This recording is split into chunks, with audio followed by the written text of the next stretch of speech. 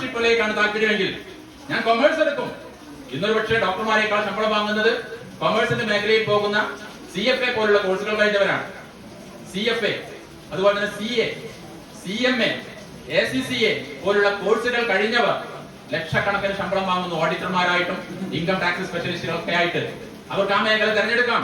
12ാം class കൊമേഴ്സിന് ശേഷം അവർ CA-ക്കോ CFA-ക്കോ register ചെയ്യുന്നു.